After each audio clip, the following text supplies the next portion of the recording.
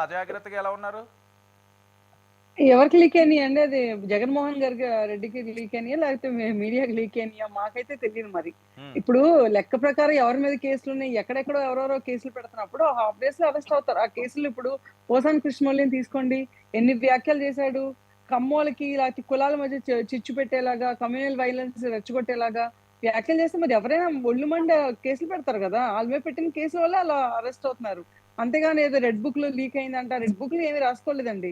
ఆ రోజు ఆయనెళ్ళినప్పుడు ఎక్కడెక్కడ ఏ అధికారి దుర్వినియోగం చేశారు, ఏంటి, ఎక్కడెక్కడ ఏం జరిగినాయో, ఎక్కడెక్కడ వైసీపీ గవర్నమెంట్ ఇబ్బందులు పెట్టిందో ఆయన నడుస్తున్నప్పుడు ఎక్కడెక్కడ ఆయన నోటీస్‌కొచ్చినాయో అయన్నీ రాసుకున్నారు.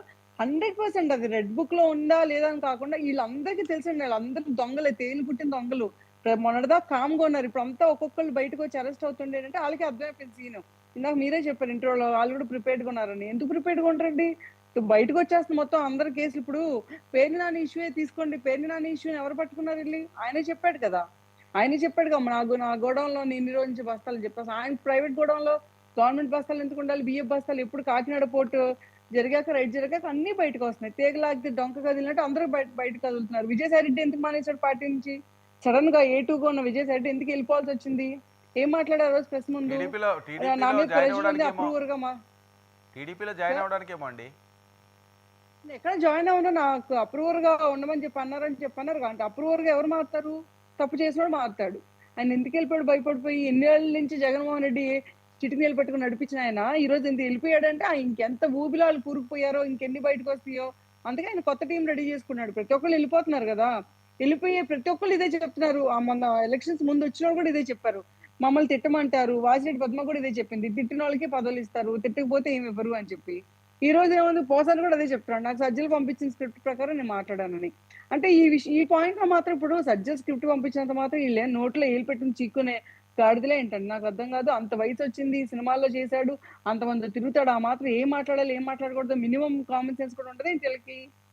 ఎలా పడితే అలా మాట్లాడతారు. అసలు ఆయన ప్రెస్ మీట్ చూస్తే ఏంటండి ఏకంగా రేప్ థ్రెట్స్. పవన్ కళ్యాణ్ గారి పాపని ఎలా మాట్లాడారో అందరూ చూసాం. లోకేష్ గారిని ఎలా మాట్లాడతారు ఏంటి పిచ్చి పిచ్చి మాటలు అసలింకా. గలీజ్ మాటలు. ఇన్ని రోజులు ఆయన్ని ఉపేక్షించి ఉంచటమే అసలు బయట జనాల్లో తిరగనివ్వటమే తప్పండి అసలు. ఇంత లేట్ అవ్వటమే చాలా తప్పు. ఆ రోజే అసలు జగన్మోహన్ రెడ్డి హయాంలోనే పోలీస్ కేస్ పెడితే లోపలేయాల్సింది. కాకపోతే ఆ రోజు కేస్ తీసుకున్నోడు ఎవడు అసలు లోపలేయాల్సిందెవరు? ఎనకాలుండి ఆయనే కీ ఇచ్చి అందరిని వదిలేది అందరి మీదకి. సో, మీరన్నట్టు లీక్ అవ్వటం బుక్స్ అందరికీ తెలిసిందండి. మీకు తెలీదంటే బూత్‌లో ఎవడు తిడతాడో గాని ఎవరికైనా తెలుసు. ఎవరు అంటే గుడివాడలో కూర్చొని నడిపించాడు కదా! కసినో. అదెవరు నడిపించాడంటే అందరికీ తెలుసు. మా ఆఫీస్ మీదొచ్చి దాడి చేసింది ఎవరు అనుచరులు సీసీ కెమెరాలో ఎవరున్నారంటే ఈ దేవినేని అవినాష్ మనుషులని తెలుసు. ద్వారంపూడి చంద్రశేఖర్ సంగతి తెలుసు అందరికి.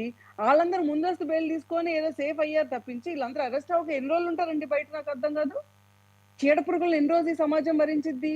ఇంకెంతమందిని చెడగొట్టడానికి ఈరోజు సొసైటీ బయటికెళ్తే నాకు తెలిసి కూటమి ప్రభుత్వం ప్రతి ఒక్కళ్ళు ఫేస్ చేస్తున్న ప్రాబ్లమ్ ఏంటంటే ఇంకా ఆళ్ళు అరెస్ట్ అవ్వలేదు ఏంటని మమ్మల్ని క్వెషన్ చేస్తున్నారు. సో, అట్‌లీస్ట్ ఇప్పుడైనా వల్లభనేని వంశీ లాంటోడు ఆయనేం పెద్ద గొప్ప మనిషేం కాదండి. చాలా చేశాడు అరాచకాలు. లాస్ట్ 5 ఇయర్స్ దారుణమైన అరాచకాలు చేశాడు. చాలా మంది అటెంప్ట్ టు మర్డర్ ఉన్నాయి ఆయన మీద. లేకపోతే ఆళ్ళని బెదిరించినట్టు, కబ్జా చేసినట్టు చాలా కేసెస్ ఉన్నాయి అతని మీద. ఒక్క కేస్ కాదు. సుమారుగా నాకు తెలిసి 11, 13 కేసులు కూడా ఉన్నట్టున్నాయి ఆయన మీద. సో, అన్ని కేసులు ఆయన కింద పెట్టుకొని, ఈరోజు రెడ్ బుక్ వల్ల అరెస్ట్ అవుతున్నారంటే ఆళ్ళింకా కావాలని ప్రజల్ని డైవర్ట్ చేసి సింపతి కొట్టేయడానికి అంతే. అంటే మీరనుకున్నట్టుగా రెడ్ బుక్ వల్ల అరెస్ట్ అవ్వట్లేదండి. ఆళ్ళు చేసిన లోకేష్ తప్పుల గారి వల్ల మీద కూడా అరెస్ట్ చాలా అవుతున్నారు. ఒత్తిడి ఉందా? నాకు వినపట్ల వర్మ గారు. Yeah! Tell me again. Lokesh గారి మీద కూడా చాలా